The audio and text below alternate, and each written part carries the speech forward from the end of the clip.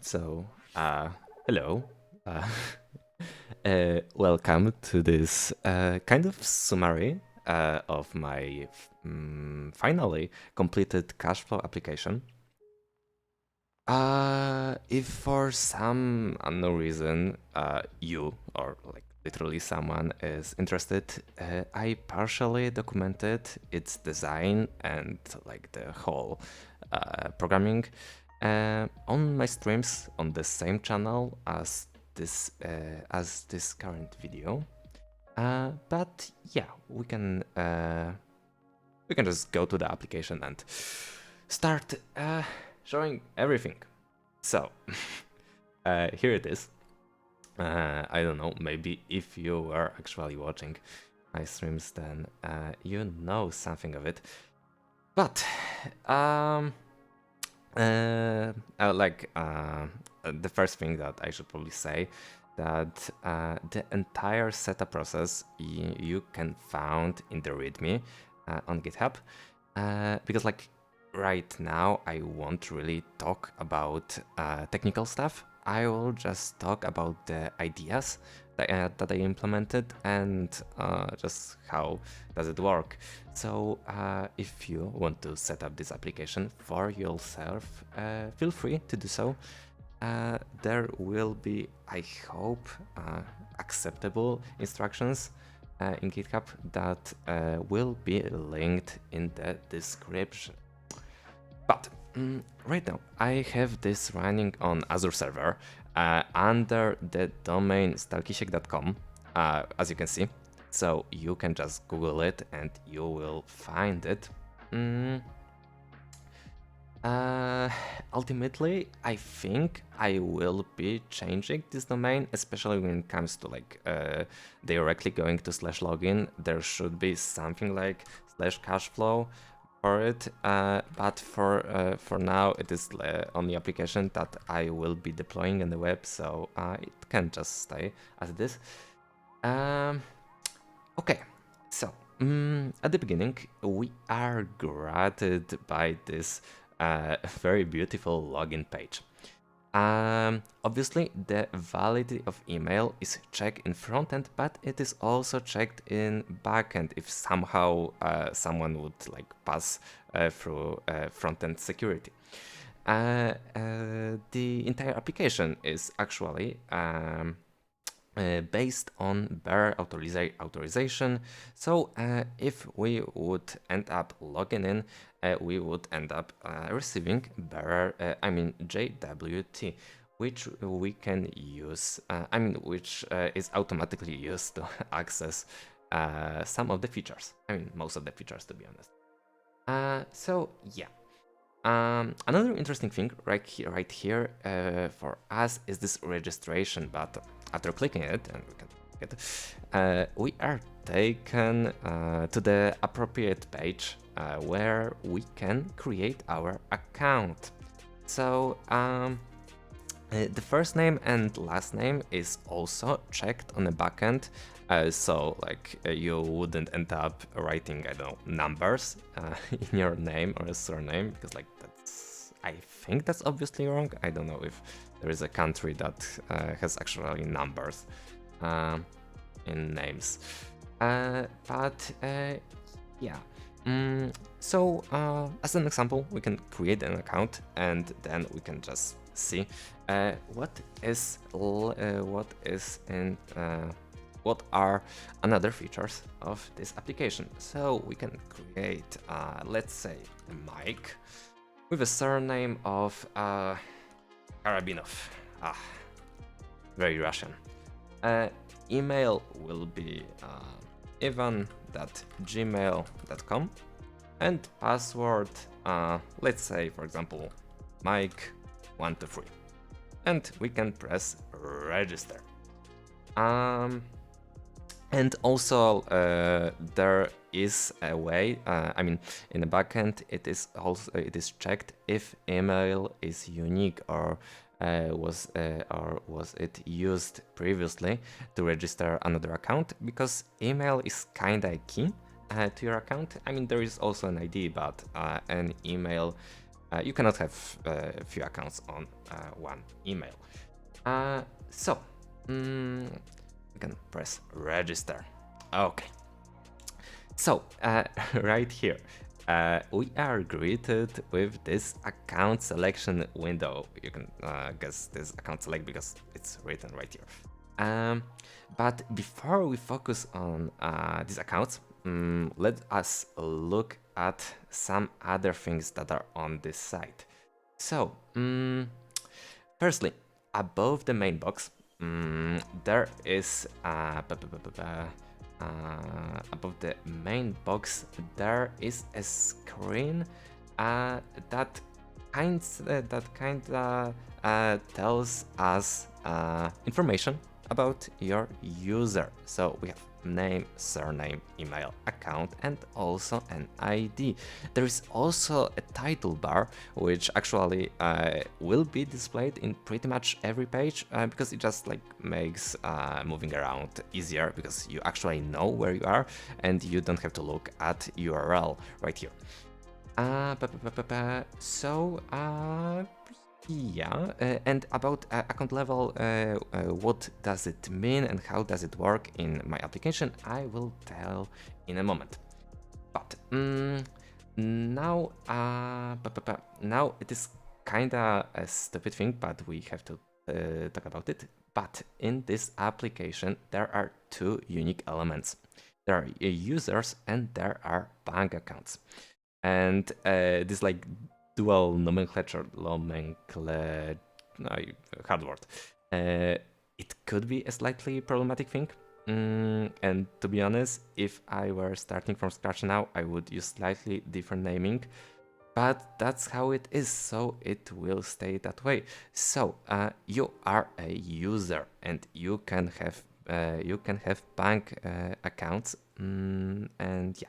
Just keep that in mind because I will be saying user as a user and bank account as a bank account. So, in the center of the stream, we have a large red button with a label add account. And we can actually click it. And oh, it takes us to another page. And here we can actually select which type of account we want to create. The difference between them is minimal, except of the maximum credit value they can have, which I will explain in a moment too. So as an example, we can choose a savings account. So we just press it. Great. So we can like just press OK to close this window.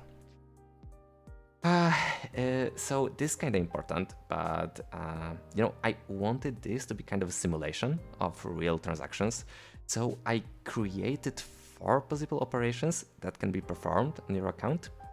And also, as you can see, I divided them into 2 segments. So in the savings segment, which is a balance segment pretty much, you can add money, which is like this first input. You can also withdraw money. Withdrawing money is basically like withdrawing from an ATM or like a simulation of making a purchase. And in a credit segment, we can apply for a loan. Getting a loan increases both the credit value and the balance at once. That's important. And we can also always repay the loan using funds from the balance. And we can do it using this thingy right here. Additionally, we have a transfer window, but I will present it in a moment, not right now. So let's try adding money. So we go under deposit and we select, I don't know, let's say 5,000 imaginary currency. As you can see, the money has not been credited and we receive a message that the request has been created. And here's the concept. In our banking network, there are 3 types of users. Normal, which is basically a user, admin, and a server.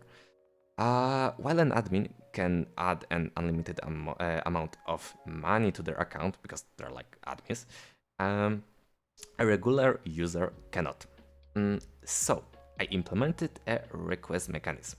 If a user tries to perform an operation that requires such a request, it is created and can be approved or obviously not, so declined by the administration. And also this process I will show later. Operations like taking out a loan or adding cash are transferring funds to another account should not require confirmation because they're like pretty basic. Additionally, I imposed a limitation where each user can have only one request of each type, meaning no one can create an unlimited number of requests to, basically clutter the system. Also, you can look at the number in the top right corner of the box, so right here. The number is the ID of the bank account. And also, as a reminder, a bank account is a different thing from a user. And also, if we try adding money, like creating a request once more, it will be declined with a message that this request already exists. Okay, so right now we will return to the home page, which we can actually always do by clicking this logo in the upper left corner on the screen, right here. And now we can see that the option to add another bank account is still visible. If we click on it again, let's choose a credit account this time. So we will choose a credit account. Actually, actually no. There is another thing. Each user can have only one type of each bank account. So he can have a user can have only one savings account and one credit account. He can obviously have a savings or only a credit account. But let's just imagine that every user is having two accounts. So if we try creating another savings account, there will be an error that it says that only one account of one type for each user. So we will press the credit and see what's here. It basically doesn't differ significantly from the savings account, except for the higher limit, as you can see that the slider goes up now to 10,000. If we go back to savings, the slider goes up only to merely $1,000. So, and also there is like a different image in the top left corner, but it's like it's a really small change. Now let's try adding money to this account and take out a loan. So we can, I don't know, decide on $6,000. Also, I decided that sliders are funny, so the sliders are the only way to actually define how much money do you want. So we will add credit and create a request.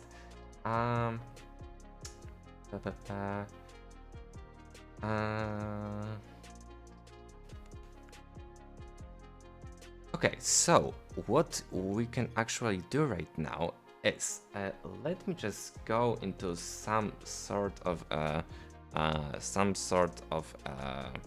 admin account, but like I have to check what are the credentials. And I will accept this loan for us to look at one more thing before we will go to actually administrative elements. So we do have our database and our users. Okay, let me open it.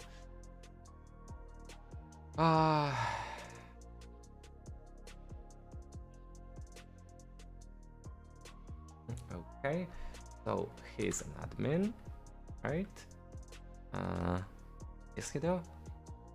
Yeah, he is an admin. So I will log in, go to requests, and our request will be accepted. Okay, sorry for that. But as you can see, credit appeared, and as well as balance. So now we can just have fun with our functions. So we can pay, which will basically deduct money from our account. We also can pay credit.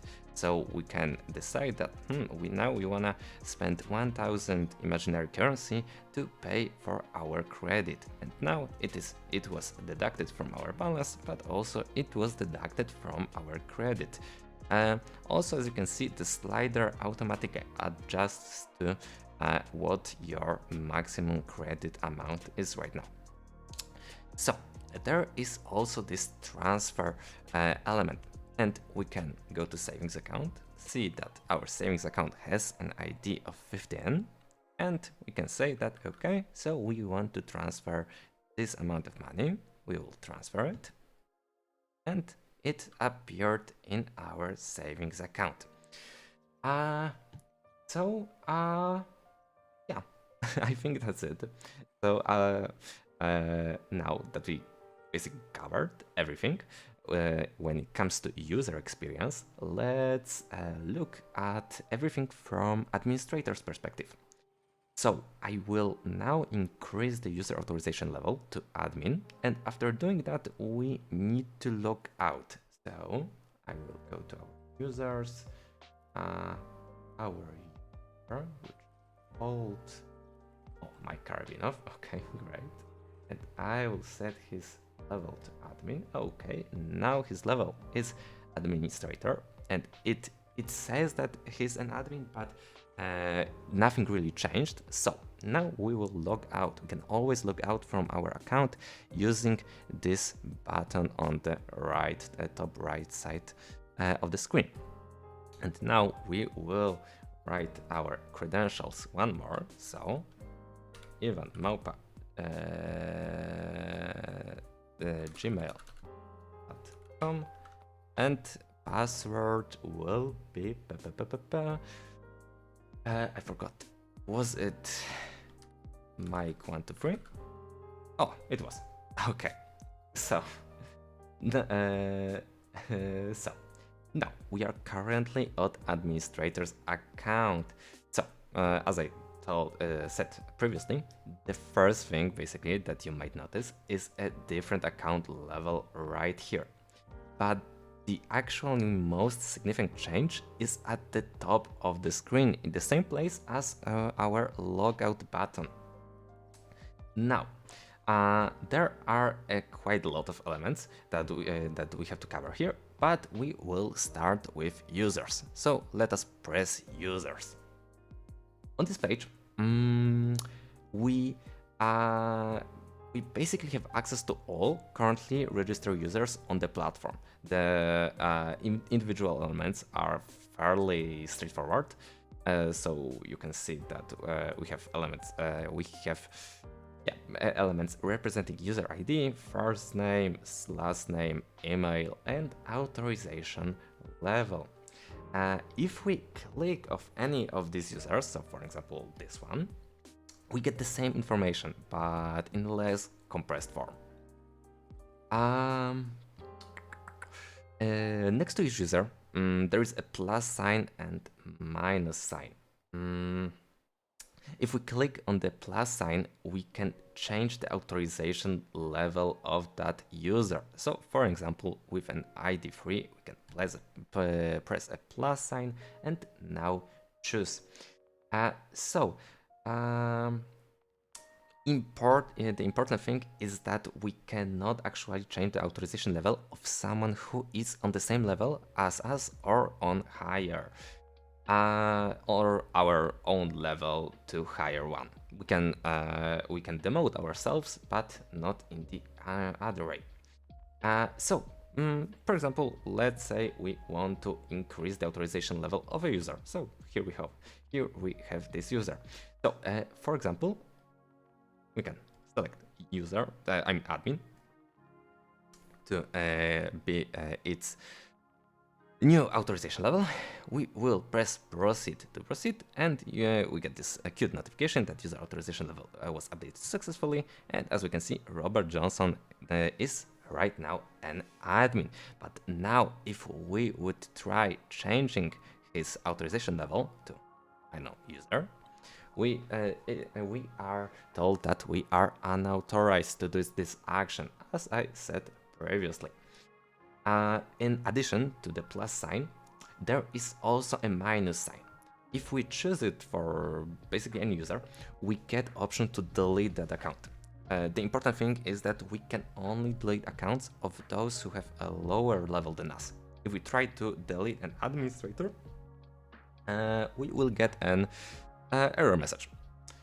So we can try by deleting an admin to see the error message. Oh, and as you can see, he was not deleted, but this account, if we proceed, we see this account was actually deleted. Okay. This page also hides one more thing. I mean, not really hides, but it's not that clearly shown as everything else. So there is an arrow on the left side of the box. And if we click on it, we reveal a filter window, something like this. And thanks to these filters, we can filter users by their, and we have ID, we have type, so it is an administrator level, by his name, by his surname, and by his email. So we can see if we filter by user ID, for example 6, we get only one user because obviously there is one person with this ID. If we filter by name, for example Mike, there is only us. Surname obviously works the same, email works the same, and type we can choose to see all users and all admins. Oh, there is much more admins than users. Also, there is like this clear button, and if we click it, the correct filter will be reset to its standard form. So admin to all, and now we have every element. Okay, so the next interesting page for us is bank accounts. So let us go there, and again we have a list. But this time it's a list of bank accounts. And after clicking any of the elements, we have an option to completely overwrite its data. So it includes the account type, balance, and credit.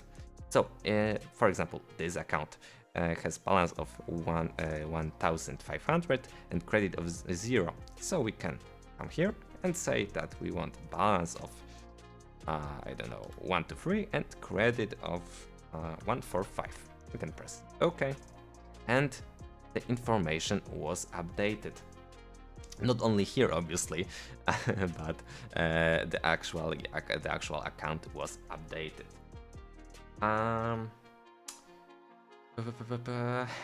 So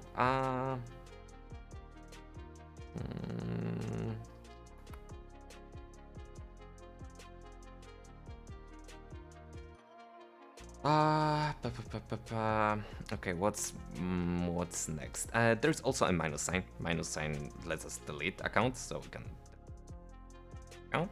Great, the account was deleted. And there are also filters. We can filter by account ID, not a user ID, by account ID, and also by a type. So basically the same as it was previously, but now we can go to our request. So it is basically a last page that not the last page, but pretty much the last page. So if we go to request page, we see that there's a list of requests, and now we have to kind of think what's included in those requests. So there is, in the first column, there is like a standard information about the user. We have ID of this request, we have user ID, and also type of this request, because there are actually 4 requests that are available. So we can, available on the administrative side. So we can add money, we can add credit, we can delete accounts, and we can delete users. And in the middle, the second column, there is a balance segment. What everything means. Account balance is basically balance before the hypothetical operation, amount balance is the amount for this hypothetical operation, and final balance is everything summed together. With credit it's pretty much the same, the only difference is that when you are adding credit, final credit and final balance is affected. If we press on this request, actually nothing happens. I kind of forgot about this. Oh, no. Actually, you get information about the user, but I think we deleted user 4. And that's actually quite surprising that it didn't delete on itself, but it's not that big of a deal. But there are 2 buttons as well as there were previously. So, but here are here they make much more sense. So a plus sign means that we will accept this request, and minus sign means that we will deny it. So, for example, right here, let us. You can just believe me that those requests actually work. But if we press this plus sign, we are asked if we actually want to do this, and we want to proceed. And now we do need to attach a message. It's kind of important because there is this list of there is this table with previous requests, and it kind of makes sense for us to actually include some sort of message to be able to go back to some requests and decide if the decision was correct or not. Because, for example, we will decline because someone has big credit, so we have to write we are declining because someone has a big credit, and so on. But we will just say that everything is good. Great. And we will send OK. So our request is gone, and you can believe me that it would actually happen and the balance would change. When it comes to minus sign, it's basically we are declining it, and obviously we do need to attach message too. So we can say nope, and that's it. And we get an information that it was rejected. So on the left side of the box, we have the same filters button as it was previously. So we can filter by user ID, so for example free. We can filter by request ID and filter by type. So for example, adding money. But there is also this hidden easy finalize button checkbox. If we check it, what happens is if we try to accept or decline any of the requests, so for example this one, we won't have to accept it, we won't have to input our message, so it is just like an easy mode if someone has to accept a lot of requests. So there is also a right button, and this right button, right arrow, takes us to creating a request option. And as an administrator, we can actually create a request ourselves, but it's not really that important. It's like a neat little feature that I wanted to add for pretty much debugging purposes. Okay, so that's pretty much it. But there is last element that we have to look, and at the bottom of the page we can see this change user data link, and if we press it, we are taken to updating user data page.